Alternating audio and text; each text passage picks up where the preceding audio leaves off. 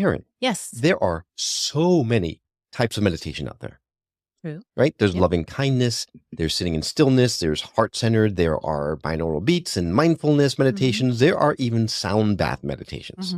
But what if I told you that there is actually only one meditation that you need in order to manifest your life's purpose? Ooh, I want to know that one. And what if that one meditation was about to be revealed to us on this week's show? Well, that would make me very excited. I'd say, let's get on with the show. So here we go. My name is Will. And I'm Karen. And unlike Mulder and Scully, we both want to believe. So we've embarked on a journey of discovery. We've talked to people deeply entrenched in the spiritual and metaphysical world. We've thrown ourselves into weird and wonderful experiences. I even joined a coven of witches. And wait, you joined a coven? Yep, all in the interest of finding something. Anything. That will prove that there's something beyond this physical, three-dimensional world we all live in. This is the Skeptic Metaphysicians.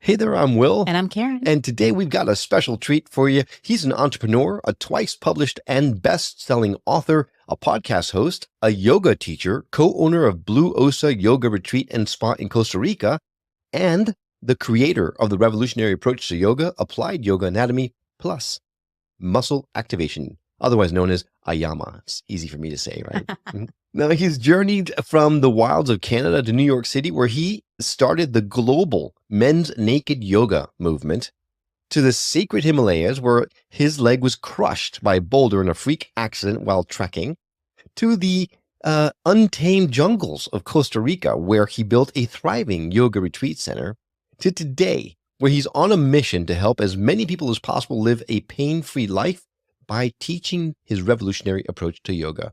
And he says he's accomplished all of this not because he's fearless or extraordinary, although I'm sure he is, but because he had a powerful meditation practice alongside him throughout it all. And he's about to reveal to us what that one meditation practice we all need to manifest our life's purpose today. Excited to talk to him, and welcome to the show, Yogi Aaron. How are you? I am better now. Can you introduce me every day as I wake up out of bed? I love it. You know, I've always told Karen I need to record someone saying something like that and just carry it around with me. So whenever I walk into a room, I've got this introduction, you know. Yes.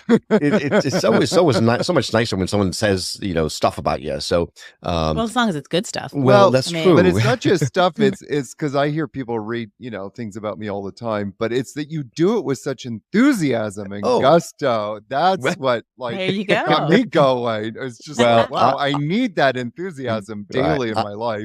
I have been accused of having lots of gusto. That's for sure. Among other things, but we'll just stick with the gusto. Right. No, we call it gusto here, bro. Okay. All right. Well, I'm excited to talk to you because I mean, you're super intrigued to learn what that one meditation practice is, but we're going to make everybody wait just a minute because one of the things, as I was researching you, one thing I found about you that I was astounded by your type of yoga. Like you have a very unorthodox approach, right? You to the point of, Karen, get this. He feels that stretching might actually do more harm than good. Ooh. What? Yeah. We've been doing it wrong all along. How so? Absolutely. Well, I never like to say anybody's been doing it wrong, but we've been doing it wrong. Well, you know, we don't know what we don't know until we know that we didn't know. I mean, you know, we can go back in medical history and see so many examples of the craziness that, you know, these people thought. But yeah, I started getting into yoga because I was tight. I was very athletic, and I thought, like most people, I need to stretch. And it's a natural progression because if you look at people as they age, they tend to become more closed in. And I always observed people that looked youthful and were older had more openness, more spring in their step, more mobility. So I got into yoga. I started stretching. And the very short story is it took me 25 years to realize it was the stretching that was causing me more pain. As soon as I started stretching, I developed back problems, knee problems, neck problems, lower back problems. all kinds of problems. And I never put two and two together until I ended up in a surgeon's office in an emergency room wanting to do a spinal fusion on my lower back. After doing this kind of stretching practice to be younger and be more youthful and virile, at the age of 45, they're wanting to do a spinal fusion. And I actually know Wow. many people in their 40s, early 40s even, who have had hip replacement surgeries and who are yoga teachers. So Really? it's Wow. something isn't going right. And then that led me into studying the neuromuscular connection between what actually happens when we stretch. And I mean, nothing I'm saying is made up. It's scientifically verified. These are people with PhDs will tell you, yeah, that's exactly what happens. And so the short answer is that when we stretch, we actually desensitize our nerve endings, and we desensitize our nerves so that the communication system between the nerves or the central nervous system and the muscles becomes desensitized. So when you need those muscles to support your body, aka like you're bent over, you pick something up, if your muscles aren't contracting properly, all of a sudden the body's not stable. What does it do? It tightens up. And then that's when you hear people say, oh my God, my back just went out, or I've got this huge kink in my neck. Those kinks in your back going out is a protective mechanism from your body to tighten up. So when your body it feels like it needs to it's unstable, it will just tighten up. And Mm. so stretching is the absolute wrong thing to do. I know many people like to go, well, that's your opinion and this is my practice. Well, you Hmm. can keep disabling your body if you keep stretching. That's up to you. And end Right. up Yeah. in an emergency room. See, Karen, that is why I don't do yoga, because I don't want to desensitize my nerves. I always knew it Is that all along. why? Yes. Yogi Aaron, I'm the worst. Like when The you're worst. talking about tight, like I Oh, I gosh. can't. Don't even think about touching your toes. I can't touch my knees. I mean, I am so Yes. crazy tight, it's bad. ridiculous. And I've tried yoga before, and inevitably I end up Yeah. in more pain than when I started. In fact, when Karen and I first started dating, she took me to Bikram yoga, and that was like hell. Like not only was I in pain, but I was in pain and sweating my ass off while I was in pain. It was terrible, like awful. So then, if stretching is not what we're supposed to be doing when we're doing Mhm. yoga, aren't you supposed to when you're going into yoga poses? Aren't you stretching? I don't teach stretching anymore. It's just the way that you approach certain postures. You're also, I mean, one of the number one rules of what I teach is just go to 30% of what you think is your range of motion. Like if you're going to do a stretch, only go to 30%. But the tightness that you're experiencing is just it's just a symptom of that connection between your brain and your muscles not working properly. That neuromuscular connection has become compromised due to stress, due to trauma, due to overuse. Overuse, by the way, could be as simple as you sitting for 8, 10, 12 hours a day. So that's like Mm. an overuse of your body in a stagnant posture. And that starts to compromise that neuromuscular connection. So if we get that communication system working properly, you can have mobility back happening really quickly. But the tightness you're experiencing is your body protecting itself. It's like if you walked on ice, like you step out on ice, what do? You freeze up, literally. Mhm. So there's an autonomic nerve response to go into a protective state. But I just wanted to say, Karen, oh my God, throwing Will into the fire like with Bikram, literally I mean, 120 degrees. No. quite literally, it felt like my entire neurons were on Well, fire. he didn't have to come. He was Oh, in yeah. that still trying to impress mode. Which Uh, translates to have to come, Karen. If you don't know the way that I things think you came go. twice, right? Didn't you Well, go Twice, and twice? the clearly, second time, you almost have to call the paramedics. No, it wasn't that bad. It was that clearly bad. It he was bad. impressed. Mm. Yes. Yeah, I got mad Bikram skills, baby. I can sweat like nobody's business. Right. So when you uncompromise the communication, how flexible can you be? Like in high school, and then I was on a dance team. I mean, I could do like all the Sure. splits and kicks and everything. can I get back to that? Or is that Well, just like, forget those days? I mean, yes and no. I mean, the first question I always ask people is why? Like, why I do you don't know. want that? And then the second question, the follow-up She had question great would hair back then. I That's did have great why. hair. well, then it's more about what we looked like. But no, but the bigger question is, how much flexibility do you need to have to be happy? We have a young daughter. Yeah. She's 12 and she's starting to do sports and stuff. And I want to be able to do a lot of that stuff with her and not cry. And not be paralyzed. Yeah, so I would just say you want to make sure that you are functioning optimally and that the communication system is working properly throughout your body. How long will that take for you to get there? That just depends on history. It depends on what you're bringing to the table.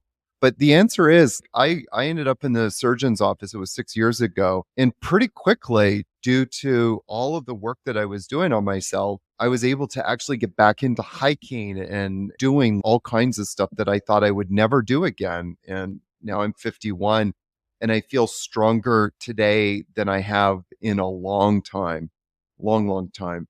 So, and I would also point out, like, one of the things that always fascinates me is sometimes I'll bend over and I'll pick something up and I'll be like, there's no tightness in my body right now. My body is working well. Like, I don't have my hamstrings pulling on me. I don't have my back like screaming at me. And that's a sign that my body is working really well. So how much, again, the question is always like, why? And then how much flexibility do you really need? I never really make that the goal. What my teacher, Greg, always says is when you have stability, you will have all the mobility in the world that you could possibly want. So just to clarify for the slow person in the room, when you're talking about getting to, I think you said 70%. So ideally, what you're trying not to do is overstretch, right? You do need to stretch a little bit, or it's just like go beyond. Really, not stretching at all. No, because what we've forgotten, and it's like, humans, as you know, have incredible amnesia. I'm sorry, what was your name? So let me tell you, like, there's a pose, like, I'll pull out a Bikram pose because I've done Bikram a lot. So one of the Bikram is you come over to the side bending pose.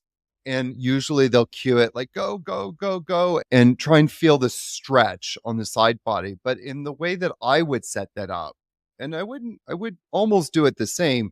I would have actually people cross their arms and do it. But instead of focusing on the stretch, what are actually the muscles that is moving the body in that pose? The muscles that are moving the body is the lateral obliques and quadratus lumborum and a few of the other side bender muscles. So what you want to do is you want to activate those. So when you're coming over, I would cue it more like squeeze the shoulder to the hip. And now you're engaging all of those muscles properly.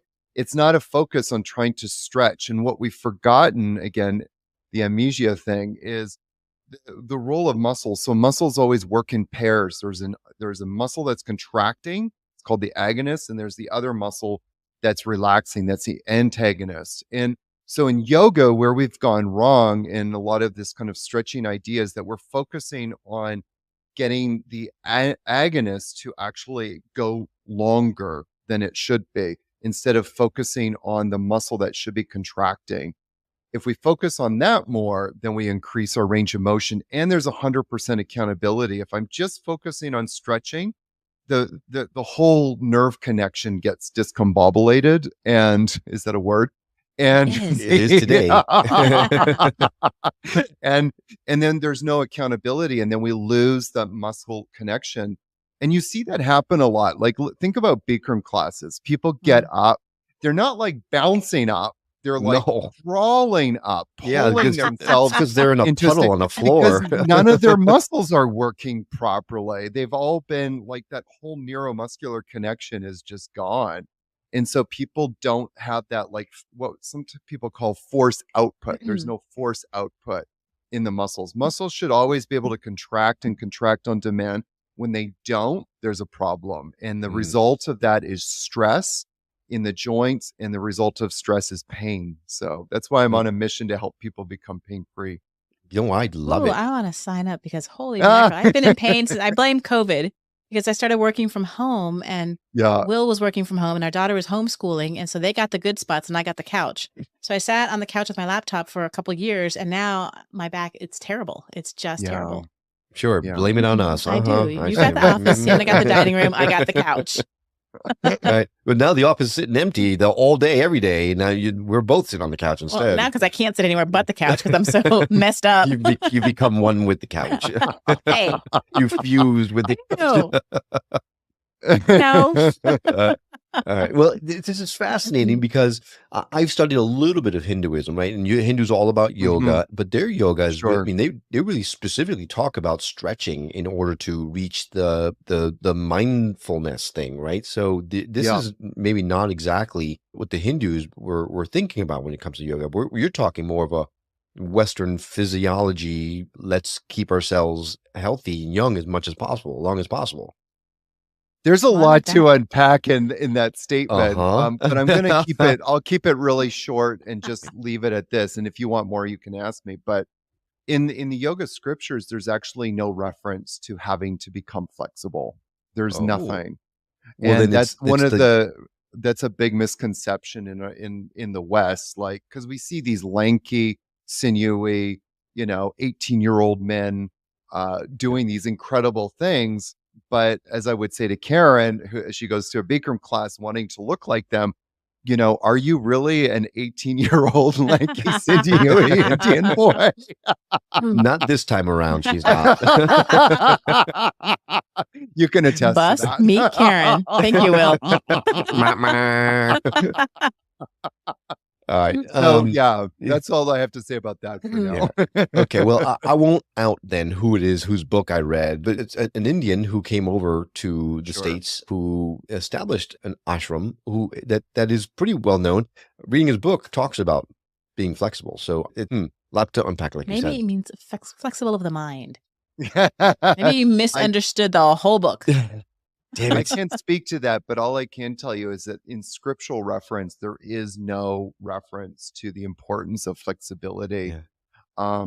And what has happened is, and if you look at a lot of the teachers as they age, they actually don't really do much asana. Asana is like something engineered for us to, I mean, I could go on and on and on about it, but it's really something for us to get a grip of our mind. And so there's only two things that we have to master in order to master posture, and that's stillness and then joy, or ease and effortless, which is the result is joy. So if we can embody those two things, then we can master asana. And it's interesting because the whole idea of that teaching, scripturally referenced in Sutra 246, 248, he says, if you can master those two qualities, you can overcome all the pairs of opposites of life, meaning that neither pain or pleasure will pull you in any direction, that you just become this steadfast pillar of steadiness in the world. And for me, that's a powerful teaching. No doubt about it. And I know now for sure that I'm doing it wrong, because stillness and joy, when I do yoga, I do shakiness and pain. So it is not at all what I'm trying to do here. Can I just tell you something? You're what I always refer to. I have two archetypes when I'm doing my teacher trainings, and one of them is called stiff Biff, and you are just probably, oh my God, you probably would be my stiff Biff in the class. I'm gonna get you a T-shirt, Will. I might actually wear it. I think it fits really well. I don't know. By the way, women can also be stiff Biff. It's gender neutral. So yeah, it's pretty agnostic. Yeah, absolutely. Okay.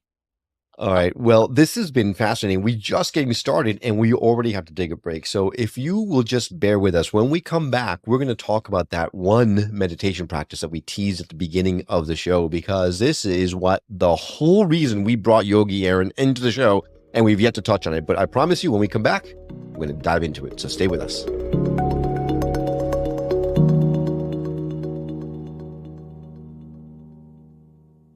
Welcome back to the Skeptic Metaphysicians. We are speaking to Yogi Aaron, who is enlightening us with the fact that we are doing it wrong. And I'm talking about yoga, of course. Right before the break, we talked about the fact that in scripture, there was nothing that said that you have to be flexible. And you're right. Thinking back on the Bhagavad Gita and the Upanishads, everything I've read, I don't recall ever hearing anything about being stretchy. So, Stretchy. right. So I appreciate you giving us a whole new perspective on yoga, because it is completely different than anything it is completely anti-intuitive. Like, it is completely the opposite of everything we've ever heard about in yoga in Western world. It's incredible. Yep. Thank you. Yeah. Yeah. Now, before we left, and at the beginning of the show, and in the middle of the show, and every other time, except for when we were, we talked about this one meditation practice. Now, you've done a lot in your life, and a lot of struggles that ultimately came out to be really good things, but you had to overcome. You mentioned meditation practice, and everyone who listens to the show knows how important meditation is. I mean, it is a no-brainer. It's the first step. It is a do not pass go, do not collect $200. You've got to meditate if you want to move down this path. Whatever path you decide, meditation seems to be the gateway drug for all of it. Yeah. But yet you say, and this is where you got my attention, you say that there is one practice that you must do to manifest your life's purpose. Yogi Aaron, Ooh. I must know what this practice is, because I'm doing Need a drum 1,000 roll. of them, and I need to know, because I have not found it yet. And this is the ever elusive meditation practice. Okay, Yogi Aaron, the floor is yours. Oh my God, I just felt the pressure go up like so many notches. So Right. there's a couple of things that I kind of want to tee up first, but one of them is, so I was on the train coming from Vancouver to New York, and I decided for some crazy reason, which I never recommend to anybody else, to take the train from, West Coast to East Coast or vice versa. It's one of the most horrible experiences you'll ever have As on long as you Amtrak. and well, yeah, I was gonna say, if you have a sleeper car, it might not be so bad. But if you're just sitting there like in an airline seat next to the guy next to you sleeping on your shoulder, that, because I did that, and that's not fun. Wasn't fun, but I was in my, late 20s and trying to save a buck, and I had my big bags, and I was moving to New York, and it was really moving there without any money in my pocket. But everything inside of me, I'd been doing yoga for a little while, and I felt like my dharma, my purpose was pushing me to New York. And I couldn't explain why. Just everything inside of me was just saying, go to New York, study yoga, teach. I know it's a weird idea. Like, why would you go to New York to study yoga? But, there's so many great yoga teachers in New York. Sure. And Yeah, very international and city. I kind of like intuitively just picked it out. And so anyways, I was on the train and I was just feeling that kind of terror.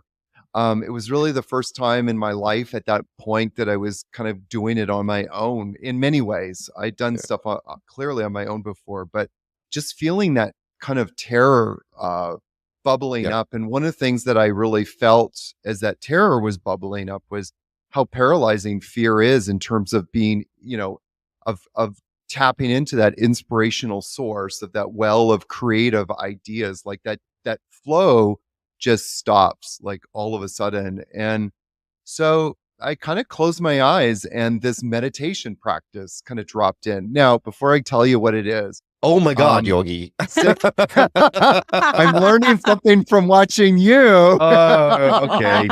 Damn it. So I have to jump ahead. And so when I went to New York, part of my mission was to find a teacher. Like, I really wanted a teacher. And this idea of Tantra started coming up for me, partly because of the work I was doing with the men, and then partly because of other things. And I was like, what is this Tantra business? And so I happened to pick up a magazine from Kripalu, and there was right on one of the pages, Living Tantra. And I had met my teacher, Rod. And so one of the things that Rod tore the veil back between the seen and the unseen for me. I was able to begin to get a glimpse of the sacred self. And I'd never experienced that before. But one of the most interesting things was my big takeaways was this idea of tantra. So a lot of people think of tantra as like sex and, you know, the yoga of sex. And usually if they go to a tantra yoga workshop, they want to get rid of the yoga and get to the sex. So, I mean, who doesn't? I mean, that was the whole point of me going to Bikram yoga. Oops, I say that out loud. So Sorry Rod- about that. But the actual definition of tantra means to become limitless, to move beyond all limitations. That's the literal translation of tantra. So sitting on the train, I kind of started tapping into this meditation practice, this affirmation, this bhavana. In Sanskrit, the word we often use is bhavana, like something that you can really feel in your heart. And the word bhav actually denotes like love. So to bring love into an idea. And this affirmation just kind of dropped into my space. And it was, I'm opening myself up to the universe of limitless possibilities. And I just dropped into that practice literally on the train on the way to New York. And the most amazing things started happening. The fear immediately started to vanish. The creative source of inspiration just started opening up to me. And that kind of, I would say, like this sense of indomitable willpower that each human being possesses became like a great force within me. And, you know, after moving to New York, and of course, when the train landed and, you know, and I got home and stuff like that, that fear obviously came back time and time and time again. I had so many setbacks those first few months. And but the saving thing, the thing that got me through, the thing that kept my focus, that kept me on my path of purpose and intention was that meditation practice. And anytime I would just start to go into that fearful place, I was able to capture that bhavana, that idea, that feeling, that affirmation, and remember who I was. And that's the point of, I think, meditation. I mean, meditation has many different levels to it, but at the source, a meditation practice should bring us immediately, like in a split second, back to who we are at our source. And so that we can tap into that intuitive wisdom, that indomitable willpower, that creative source of inspiration. And the reason why I told the story about my teacher is because that idea of tantra is the embodiment of what just kind of dropped into me. You know, I call it sometimes spiritual downloads. You know, we get those spiritual downloads, and those spiritual downloads, you know, that one that I had on the train is the one that kind of propelled me to starting in New York with nothing, opening up a yoga studio, which went worldwide, to opening up a yoga retreat center. So Wow. be careful what you open yourself up to. Oh, but it all sounds great. So I have a question about something that Will mentioned in the introduction. You were hiking and you Yes. like your leg got crushed. That sounds Yes. horrible. Now, my question is, was that before you started doing this type of yoga, or was it after? And did this help you heal? Tell me a little bit about that. Yeah, sure. No, I hadn't started the Yama path yet. I was still a regular yoga teacher. Having said that, my spiritual practice of yoga, and even somewhat the physical, and that's a bigger discussion, but the spiritual practice prepared me for that event, because when it happened, I was in the middle of the Himalayas. I was 26 kilometers away from the vehicles, and my femur literally broke in half. Like you see the X-ray, it was like that. And Sounds so I feel like everything in my life prepared me for that moment. Yeah. I'm opening myself up to the universe of limitless possibilities. Right. Really, Yes. no joke. Yeah. And so, but after that, on a physiological level, everything that was wrong with me before, physiologically speaking, just became exacerbated and worse. And so it didn't help things, but I had started glimpsing into the world of muscle activation and what Mhm. was going on at that level. But since then, I would say like I'm a lot stronger now than I ever was. So that And feels I really good. I would think an injury like that would have, like, lasting, pain and kind of repercussions, but it Hmm. sounds like what you're doing maybe has been really helping it. Yeah, That doesn't sound like absolutely. something you just get over. No, I mean, I had to wear a knee brace for a long time if I Yeah. did any Mm. walking for an extended period of time. Now I don't have to wear any braces or any supports or anything like Wow, that. that's great. Yeah. So then let's get a little bit into the what's Yama? Ayama, yes. Yama? Your technique, for lack of a better word, your approach, that's a better word. Your approach Hmm. is quite revolutionary, right? What makes Yes. Yama different than most yoga practices out there? Well, the biggest one, so there's kind of a twofold question because I'm always using this coin, like we're trying to flip the script in the yoga world Mhm. and stop making it about stretching and flexibility. And so part of it, my focus is to bring yoga back to what it's supposed to be about. You know, how often do we ever go into a yoga class and hear a teacher talking about how our practice can help us to manifest and live our life purpose? I never. You never hear a yoga teacher talking about that asana is, you know, the goal of asana is to help us become these steady forces in life where nothing pulls us in either direction, that we have a clear sense of purpose in who we are. And I think that's one of the biggest shames of this biggest, you know, this marketing thing. So that's one part of a yama. And the other part that makes it very different is, well, number one, stop stretching Right, right, and right, start right. activating. And so a lot of what I do is I kind of flip the script in terms of, you know, what Karen was talking about before about wanting to put her foot up behind her head and, you know, and do all of those marvelous things. But it's kind of getting people back into, let's use our yoga practice so we can become, so that we can stand well in life and not have pain. And checking in with ourselves and using that as a tool to, you know, push us forward in life rather than, you know, the whole idea of like putting your foot behind your head or learning to stand on your hands or whatever it is. Those are all kind of distractions at the end of the day, you know. And this is where the idea of posture can be the key to your liberation or the box of your own prison. There's so many people that are so focused on making something, make their body look a certain way, that they've completely missed the mark. And what the asana, you know, the asana is there to get you free, not to imprison you into a shape. Mm, mm. So basically, what I'm hearing Mm. here is that when you do yoga, it's not supposed to hurt. It should never hurt. It should never hurt, Karen. See, Never it It hurt. should never hurts never me. It hurt. hurts Never you? hurt. Oh my Never God. ever. It is impossible.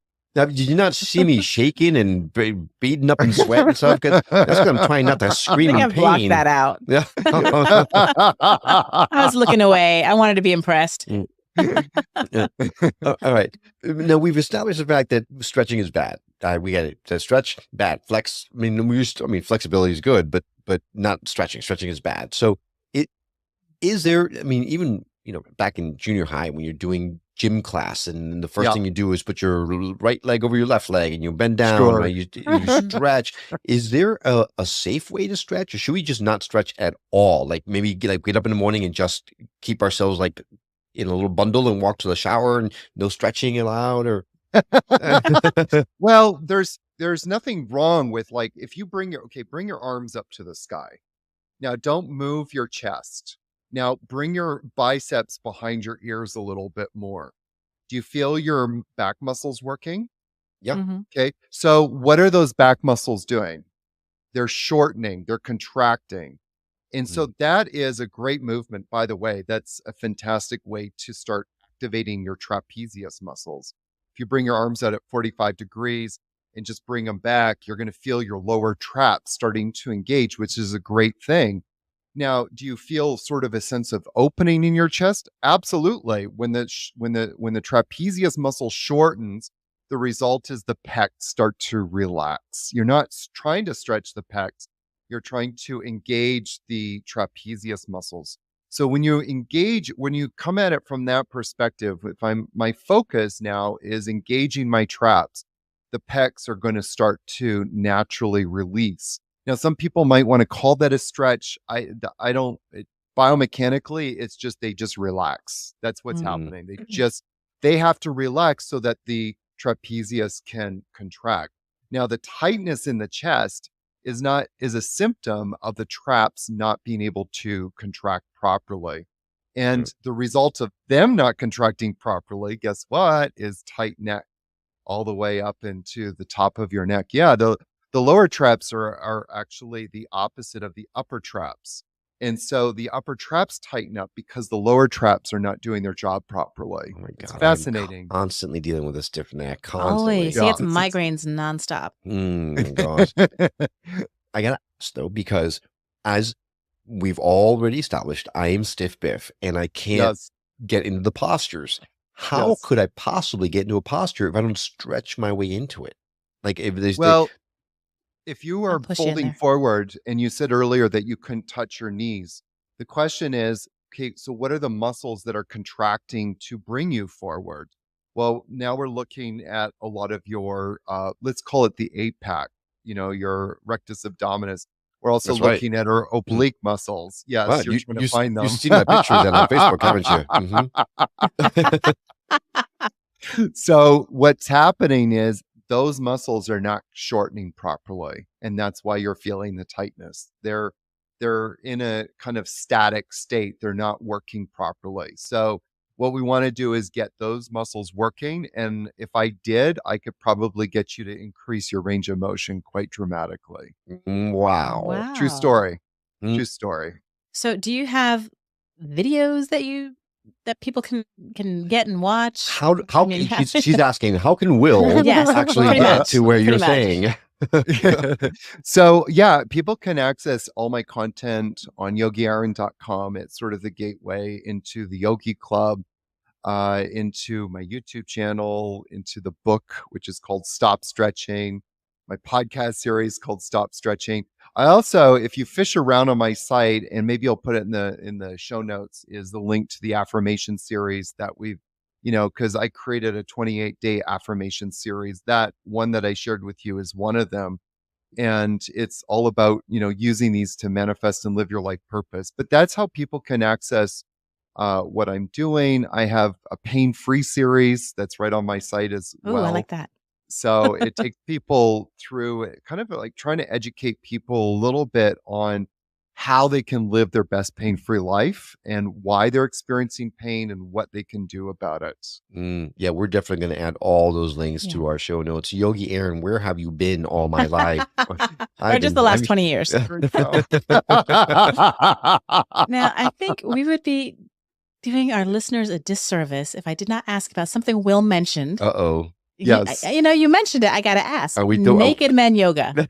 Yes. What is that? I knew it. And why are they naked? I knew it. I was waiting to see if we can get through the show without you bringing it up. Bring that up. And that's not something that you just mention and don't explain. Like a hit and run. Yeah, people out there are going, come on, get to the naked men yoga part. Yeah. No, I think one particular person in the audience. So I just have to specify, I was opening myself up to the universe of limitless possibilities. And you were opening up in all kinds of ways. And when I was actually in New York, I remember the day really well. I was with a friend and I was walking, and I happened to be walking across 6th Avenue, which is the Avenue of Americas. And it was in the middle of the street. And the top of my head opened up and this idea came into my head. It was like, oh my God, hot nude yoga. And I did it. I started it for a few reasons, but one of them was I just feel like men are sort of an underserved community in the world of yoga. And I wanted to create a safe space and a fun space for men to come and just be men. And what better way to do that? And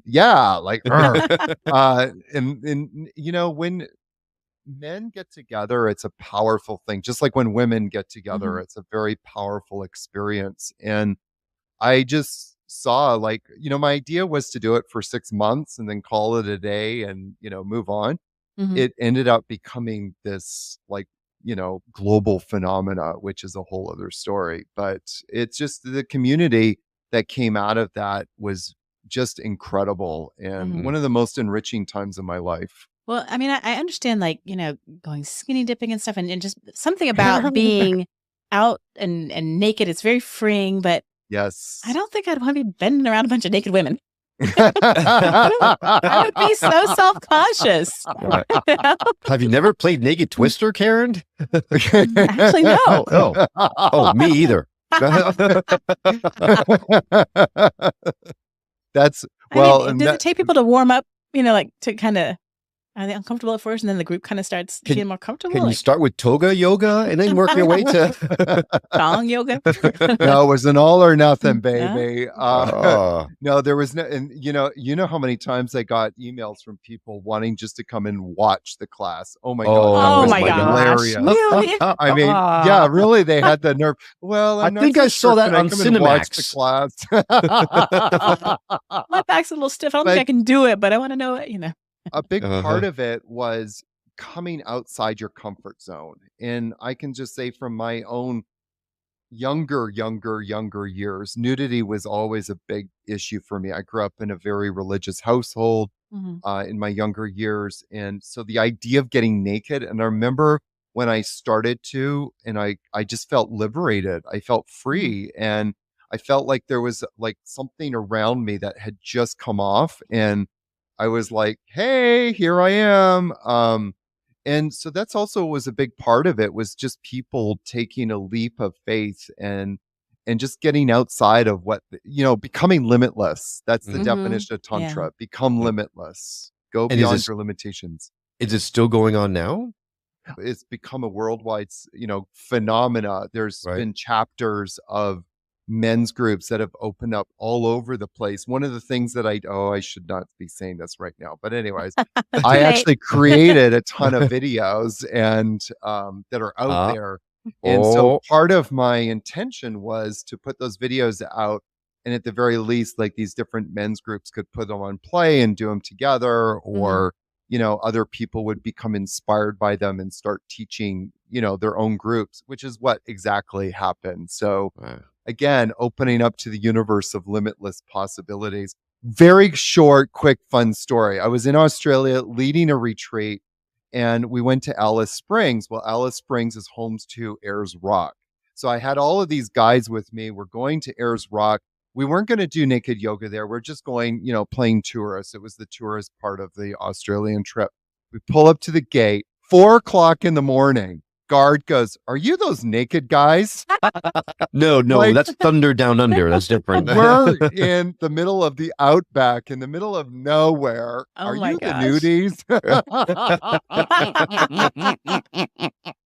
So my reputation preceded me. It sure does. I see that. Yeah. We're quickly running out of time, but I've got to ask because it's the question that's been hanging out there for me for almost the entire interview. But going back to the stretching part of things, because obviously I am focused, as you can tell, because I'm blown away by all this. But Yeah. this is such a different way of thinking of how Yeah. to do yoga and things like that. What's been the reception in the yoga community? Because I can't imagine a lot of people being real happy with what you're trying to teach out there.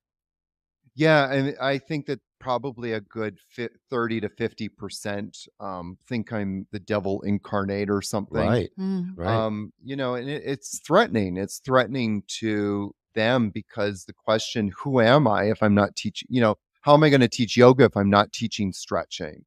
And so that is a big problem for a lot of people to kind of like wrap their heads around. Also, like, I met this one woman who works in the gym, and part of her job is to stretch people. And here she is thinking she's doing a service. And then she kind of finds out from me that she's not, actually. And I just want to kind of just say one thing really quick, that we can actually test muscle function. So we can test, you are strong, and then when you stretch, and you're going to test weak. And I've done this countless times. And I've actually got a whole thing where I can get people to do it to themselves. You can test your own sort of force output, and you feel the difference quite dramatically, actually, what happens before you stretch and after you stretch. So but I would also say like 30 to 50% of people doing yoga recognize at some level or at a deep level that what they're doing is not supporting them. What they're doing is actually making them worse. But the yoga, the stretching part of it feels good, and so this is like, if you ask a lot of yoga teachers, why do we stretch? Well, because you feel good. Well, my response is doing a line of cocaine makes you feel good. You don't see us all running around doing cocaine. Like just because something makes you feel good, that should never be the answer about why we do something. Right. So I would say it's like a 50-50 thing. A lot of people are very interested, but it is definitely making some waves. I bet. I can only imagine. Yeah. But it kind of makes sense, because if you think like a rubber band, if you stretch it too much, then it breaks, or it doesn't work, or it gets all, funky. So. Was it what's the term you used? Discombobulated? Discombobulated. Yeah, it was the term of the day. Right? Cattywampus. And throw a juggernaut in there somewhere. I don't even know what that means. Now, Yogi Aaron, do you still teach yoga to people in person or online or anything other than, I know you've got your content on your website, but you still do teach that? Yeah, absolutely. And a lot of the content I actually film is when I'm with teaching students. Like I just finished doing a teacher training, and I filmed a lot of content while I was doing the teacher trainings. I do a lot of travel. I teach, in different studios. I teach at yoga festivals. My main area of teaching is at Blue Osa, the yoga retreat I have in Costa Rica. And we do teacher trainings there. And I thought you invited us. I'm sorry. I'm hearing things. Sorry about that. No, come down and we'll film a radio episode. Let's do it. No. Yeah, so I am teaching. Yes. Okay, well, awesome. Great. Well, we're going to lay in all those links directly on show notes. All you need to do is go to skepticmetaphysician.com, go to his episode page. You'll see all those links there, so you can connect with Yogi Aaron directly. His stuff is mind-blowing. It's been blowing my mind this entire interview. So I'm thrilled that we got the chance to talk with you, because I never knew how badly I didn't know how to do yoga. So. Well, maybe you understand a little bit about why it was causing you so much pain to try and stretch, and I think this is one of the biggest things as well. Like in the yoga world, we talk about how yoga is about creating a safe space. It's about honoring our bodies. And yet when we're stretching, we're actually violating our body's own self-protective mechanisms. And what we should do instead is honor those protective mechanisms and address the cause of why it's tightening up. And that's where I come in. Right. The typical story of East versus West, Eastern medicine versus Western medicine. So this has been fascinating. Yogi Aaron, thank you so much for coming and sharing your wisdom with us. I am really looking forward to reintroducing myself to yoga, because now that sounds like stuff that I might want to do. I might be able to do to start with. So thank you for that. From stiff biff to bendy Wendy. Karen made I love it. No. I can't believe you just went there. I think we might have found our episode title. All right. Well, once again, Yogi Aaron, thank you so much for coming on. It's been fun. You. Thanks, guys. And a huge thank you to you. We hope you've enjoyed this conversation as much as we have. If you did and you feel called to give back, we invite you to visit our website at skepticmetaphysician.com, where you can donate to the show or subscribe as a member through our Buy Me a Coffee campaign. Your support will go a long way towards allowing Karen and I to bring you these wonderful conversations and teachings in more and more robust ways. Well, that's all for now. We will see you on the next episode of The Skeptic Metaphysician. Until then, take care.